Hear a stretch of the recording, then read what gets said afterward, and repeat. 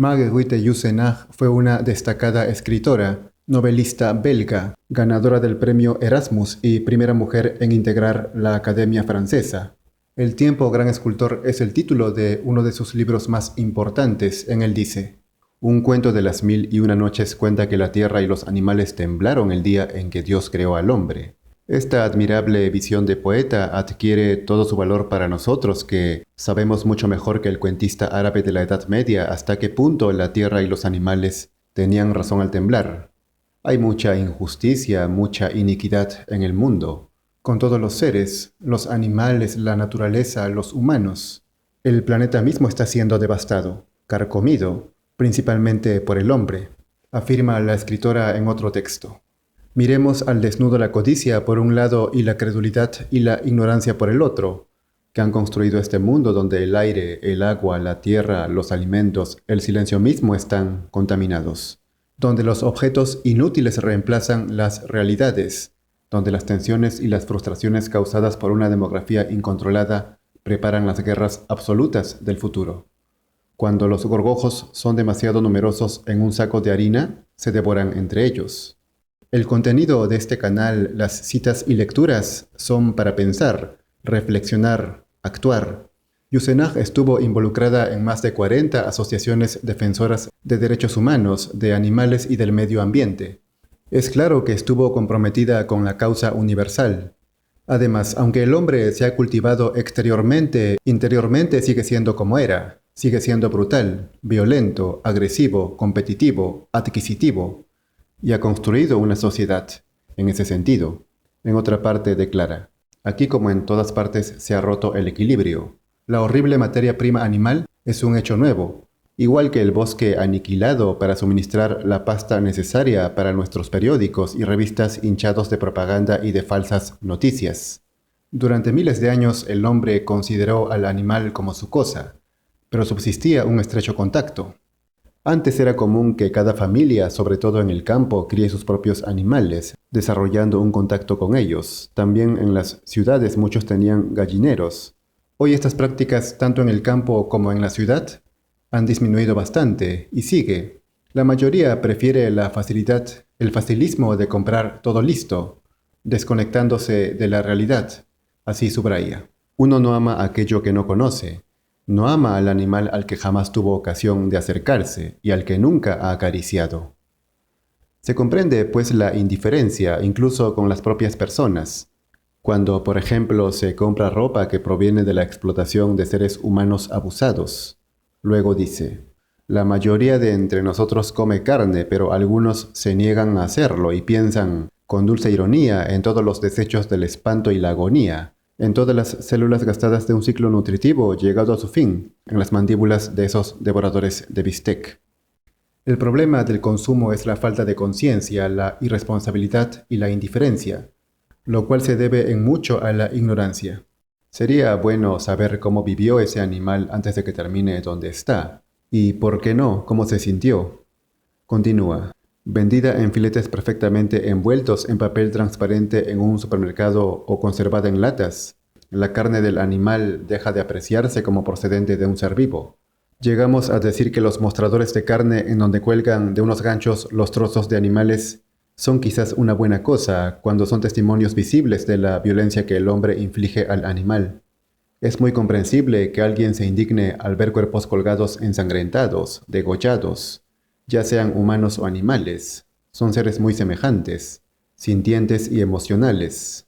En otra parte señala: la espantosa sobreproducción hace de los animales unos productos fabricados en cadena, que viven su pobre y breve existencia envueltos en el insoportable resplandor de la luz eléctrica, atracados de hormonas.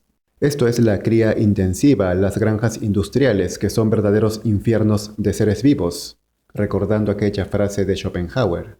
Luego se refiere a los caballos que usaba el Instituto Pasteur para curar la difteria, los cuales eran sangrados. Primero se les inoculaba la toxina diftérica, para luego extraerles la antitoxina en forma de suero antidifteria. Una vida hórrida, sin duda. También habla de los abrigos de pieles que fueron arrancados cruelmente de los animales.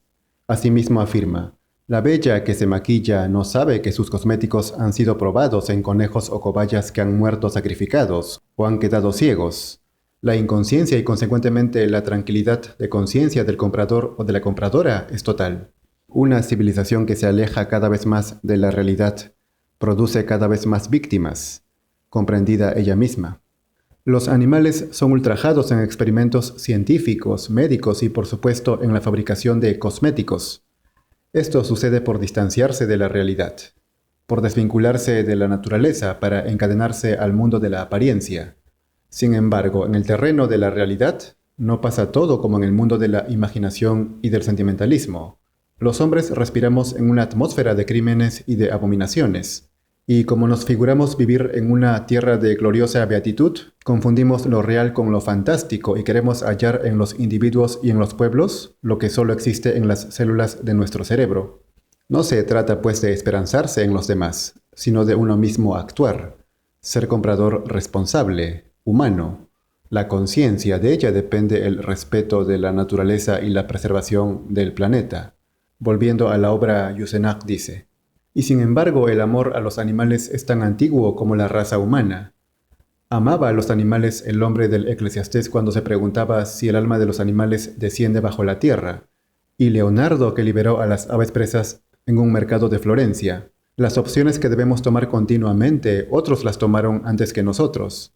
Lo mismo se cuenta de Pitágoras, quien era vegetariano estricto por filosofía. Compraba pájaros enjaulados e inmediatamente después los dejaba en libertad. Después se refiere al permiso o autorización que se da en la religión cristiana para servirse de los animales y usarlos, aunque ello no implica hacerlo sin necesidad real y por puro gusto, como se hace hoy en día. Por otra parte, religiones más antiguas como el budismo o el hinduismo no admiten el consumo de carne. A este respecto, Tolstói advierte: los hombres piensan que es correcto comer animales, porque se les hace creer que Dios lo permite. Esto no es cierto. No importa en qué libros puede estar escrito que no es pecaminoso matar animales y comerlos. Está escrito más claramente en el corazón del hombre que en cualquier libro, que los animales deben ser compadecidos y no deberían ser asesinados más que los seres humanos. Todos sabemos esto si no ahogamos la voz de nuestra conciencia. Salustio sostuvo que el ser humano debe esforzarse por superar a los animales, y no creer gratuitamente que de plano lo es. El hombre realmente superior custodia al resto de seres, protege la naturaleza, el medio ambiente y se sirve de ellos responsablemente. Es como un gobernante justo, un líder. En cambio, el que los explota, incluso a las propias personas, y consume innecesariamente, es inferior, un tirano. Luego continúa la autora: el cristianismo podría haber insistido en las sublimes leyendas que mezclan al animal con el hombre, el buey y el asno calentando al niño Jesús con su aliento, los cuervos que alimentaban a los padres del desierto y el perro de San Roque a su amo enfermo, el lobo, las aves y los peces de San Francisco, los animales del bosque que pedían protección a San Blas, la oración para los animales de San Basilio de Cesarea o el ciervo de la cruz de San Humberto. Había en el cristianismo todos los elementos de un folclore animal casi tan rico como en el budismo. Pero el seco dogmatismo y la prioridad otorgada al egoísmo humano ganaron la partida. Se trata de comprender que el hombre pertenece a la tierra y no la tierra al hombre. De mantener una relación estrecha con la naturaleza y sus creaciones. Después Yusenak se pregunta si una declaración de los derechos del animal serviría de algo, puesto que la declaración de los derechos humanos ha sido inútil. En realidad el hombre es quien ha de cambiar, porque así le pongan las mejores leyes. Si no está listo para ellas, será inútil. Así la ilustre autora concluye: no harás sufrir a los animales, o al menos les harás sufrir lo menos posible. Tienen sus derechos y su dignidad como tú mismo. Es con toda seguridad una amonestación bien modesta. En el estado actual de las mentes, por desgracia, es casi subversiva. Seamos subversivos. Hay que rebelarse contra la ignorancia, la indiferencia y la crueldad. Y en la humilde medida de lo posible, cambiemos, es decir, mejoremos, si es que se puede, la vida. En fin, la injusticia está por doquiera. El planeta está siendo abusado, la naturaleza, el medio ambiente contaminado, los animales, las propias personas. No ser parte de todo eso es la cuestión. Ustedes dicen que la civilización crea un hombre más generoso, que la civilización le hace menos cruel. Pero miren a su alrededor. La sangre corre a mares y además de una manera alegre.